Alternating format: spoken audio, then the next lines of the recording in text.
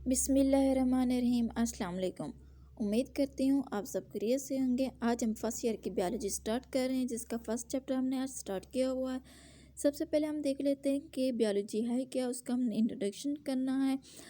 सबसे पहले हम इसका मीनिंग पढ़ लेते हैं कि मीनिंग क्या है बायोलॉजी के।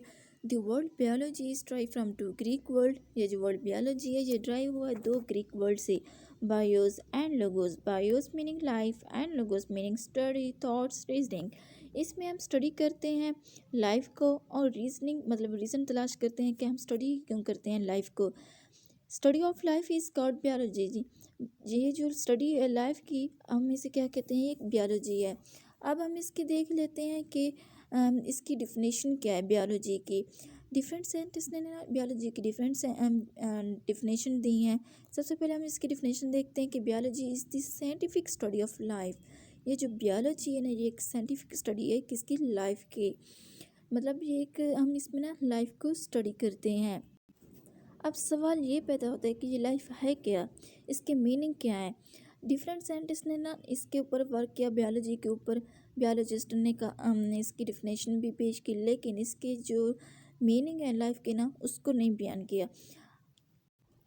लेकिन बाद में उन्होंने कहा कि ये जो लाइफ है ना, ये एक सेट ऑफ करेक्टर है, मतलब ये एक खसूसियात का एक मजमूआ है।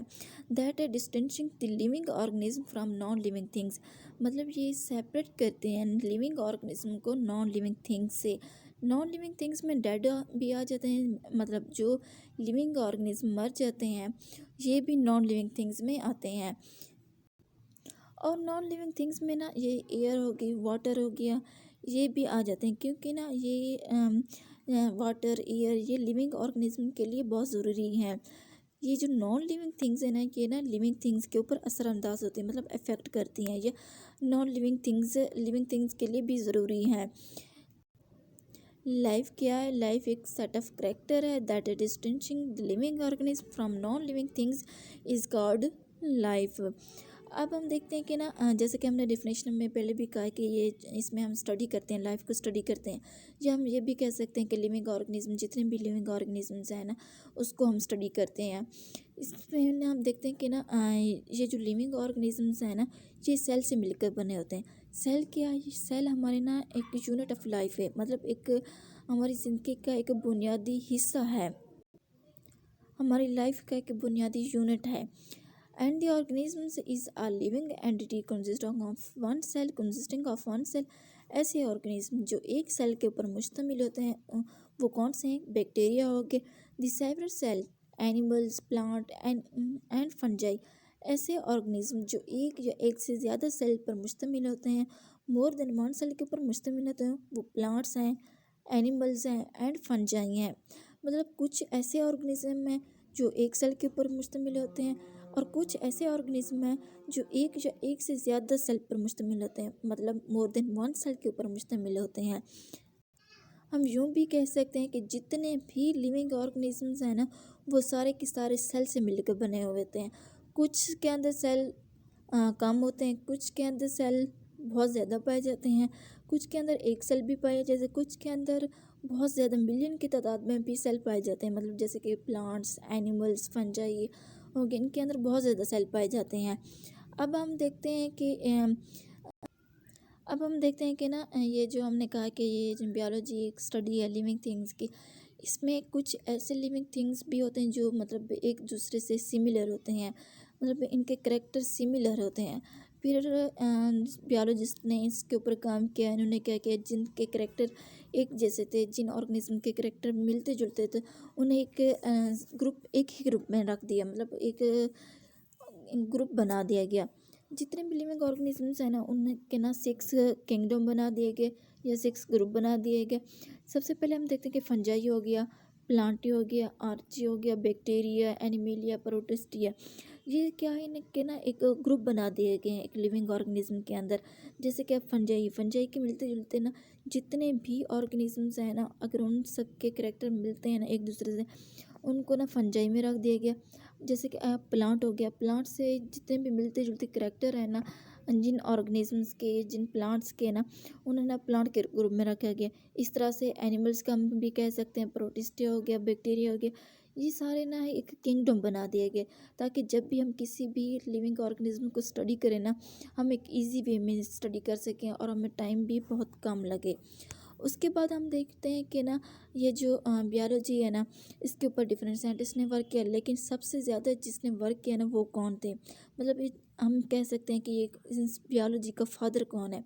अरिस्टोटल जो है ना, ये एक फादर ऑफ बायोलॉजी है, क्योंकि ना इन्होंने ना सबसे ज़्यादा बायोलॉजी के ऊपर वर्क किया, और ये एक ग्रेट ग्रीक फिलोसफर भी थे। और इसने ना बायोलॉजी की एक थ्योरी भी पेश की, जिसे हम कहते हैं अरिस्टोटल बायोलॉजी। और उसने ना एक अरिस्टोटल बायोलॉजी में ना 5 मेजर बायोलॉजिकल प्रोसेस डिस्क्राइब किए, जिसको उसने नाम दिया। सबसे पहले एक मेटाबॉलिज्म है, टेम्परेचर रेगुलेशन है, इनहेरिटेंस है, इंफॉर्मेशन प्रोसेसिंग है, एंड एम्ब्रियोजेनेसिस है।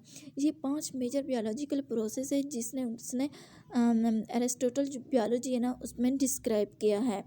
उसके बाद हम देखते हैं कि ये जो ऑर्गेनिजम्स हैं ना, इसको किस तरह से ऑर्गेनाइज किया गया है, किस लेवल में ऑर्गेनाइज किया गया, इनके हायरार्की क्या है। हायरार्की को हम कहते हैं कि लेवल्स, मतलब स्टेप वाइज किस तरह से एक ऑर्गेनिजम्स वजूद में आया है। सबसे पहले मतलब सेल था, जो यूनिट ऑफ लाइफ भी से हम इसे कहते हैं। अब सेल मिलके क्या बनाते हैं, टिश्यू बनाते हैं।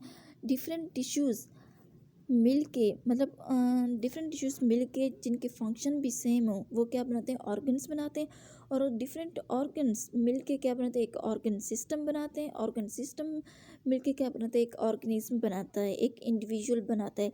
और एक इंडिविजुअल या ऑर्गेनिज्म मिल के पॉपुलेशन बनाते हैं। पॉपुलेशन में ही डिफरेंट ऑर्गेनिजम्स एक ही जगह के ऊपर रहते हैं, जिसे हम कहते हैं एक पॉपुलेशन है। पॉपुलेशन कम्युनिटीज़ बनाते हैं, कम्युनिटीज़ इकोसिस्टम बनाते हैं, और इकोसिस्टम बायोस्फीयर बना देते हैं। बायो मतलब लाइफ, स्फीयर अर्थ या स्फीयर हम भी कह सकते हैं, जहाँ पे लिविंग ऑर्गेनिज्म भी नॉन लिविंग ऑर्गेनिज्म भी रहते हैं, जिसे हम कहते हैं एक बायोस्फीयर है। उसके बाद हम देखते हैं कि ना करेक्टर देख लेते हैं कि ऐसे कौन से करैक्टर हैं जो लिविंग ऑर्गेनिज्म के अंदर प्रेजेंट होते हैं, जिसे हम कह सकते हैं कि ये एक लिविंग ऑर्गेनिजम्स हैं। और ना ऐसे कौन से करैक्टर हैं जो नॉन लिविंग ऑर्गेनिज्म के अंदर प्रेजेंट होते हैं, और हम ये कहते हैं कि ये नॉन लिविंग बीइंग्स हैं। सबसे पहले हम देखते हैं कि रिप्रोडक्शंस। जितने भी लिविंग ऑर्गेनिजम्स हैं ना, उनके अंदर रिप्रोडक्शन का होना लाजमी है। अगर किसी लिविंग ऑर्गेनिज्म के अंदर रिप्रोडक्शन हो रही है, तो हम ये कह सकते हैं ये एक लिविंग बीइंग्स हैं। All livings being produce of spring है। ये जो लिविंग ऑर्गेनिजम्स है, ये ऑफ स्प्रिंग प्रोड्यूस करते हैं। मतलब ये जो रिप्रोडक्शन है, रिप्रोडक्शन मतलब रिप्रोड्यूस करना, किसी भी ऑफ स्प्रिंग को रिप्रोड्यूस करना या चाइल्ड को प्रोड्यूस करना, मतलब एक पेरेंट से चाइल्ड का बनना, ये क्या है, एक रिप्रोडक्शन हो रही है। लिविंग ऑर्गेनिज्म के अंदर रिप्रोडक्शन का होना लाजमी है।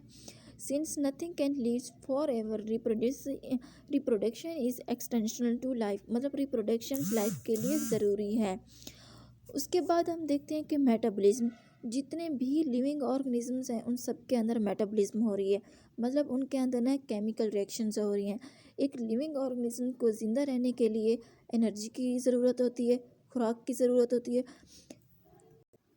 ताकि वो सर्वाइव कर सके। मतलब जितने भी लिविंग ऑर्गेनिजम्स हैं, वो फूड खाते हैं, जिससे वो एटीपी हासिल करते हैं। एटीपी क्या है, एक एनर्जी है जो लिविंग ऑर्गेनिज्म अपनी बॉडी में यूज़ करते हैं।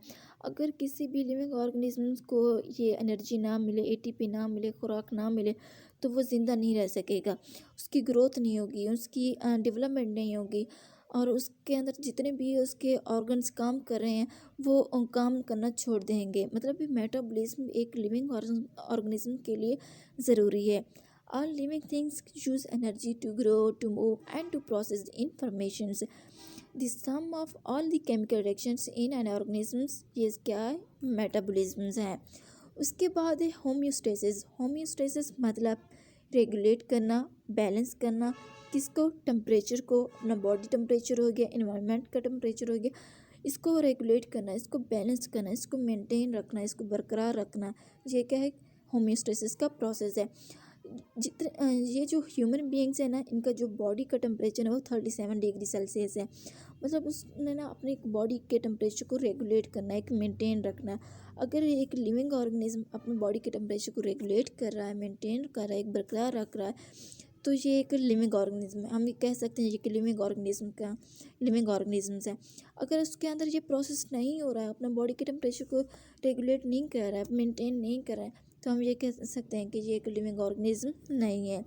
The term given to keeping a balance the internal temperature, internal environment मतलब अपने इंटरनल इन्वायरमेंट को मेंटेन रखना, और living things must maintain a temperature stable the internal environment, मतलब अपने इंटरनल इन्वायरमेंट को स्टेबल रखना। ये एक होमियोस्टेसिस का प्रोसेस है जो लिविंग ऑर्गेनिज्म के अंदर प्रेजेंट होता है।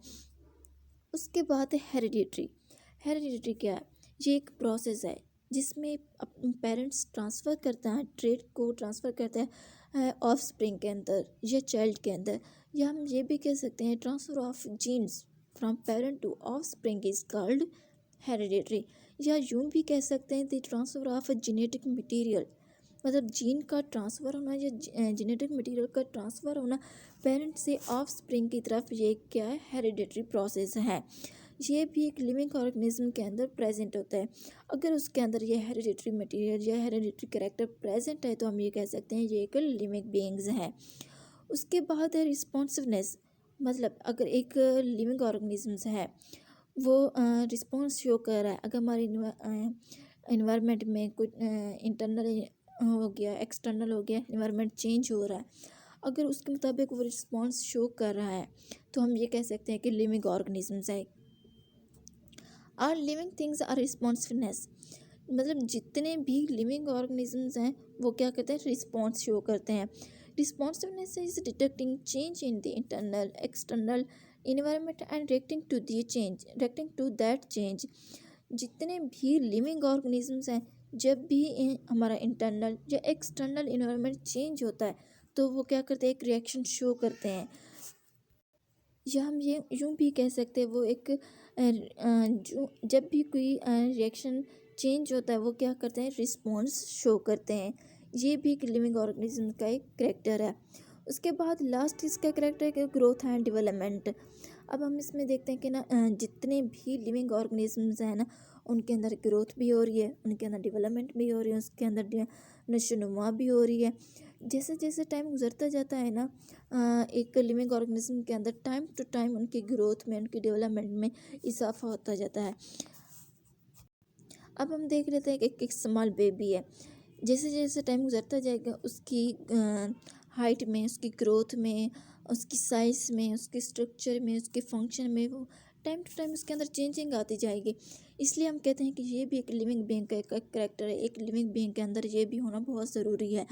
All living things grow and develop, मतलब जितने भी लिविंग ऑर्गेनिजम्स हैं, लिविंग थिंग्स वो ग्रो भी होती हैं और डिवेलप भी होती हैं। May be simple increase in size, मतलब पहले वो सिंपल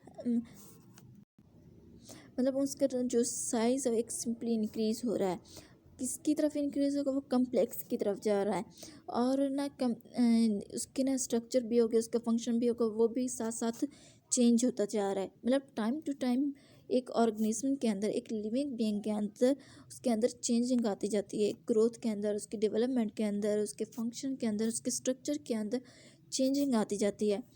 उसके बाद हम देखते हैं कि ना ये जो बायोलॉजी है ना इसकी डिफरेंट ब्रांचेज हैं, और ये जो वर्ड बायोलॉजी है ना एक्चुअली ये भी ब्रांच है, साइंस की ब्रांच है।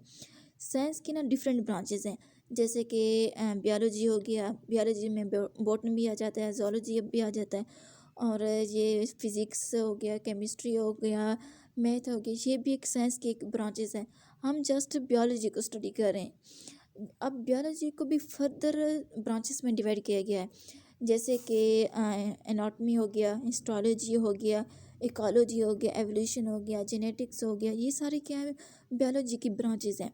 नेक्स्ट लेक्चर में हम इस बायोलॉजी की ब्रांचेस को डिस्क्राइब करेंगे, स्टडी करेंगे। तब तक के लिए अल्लाह हाफिज़।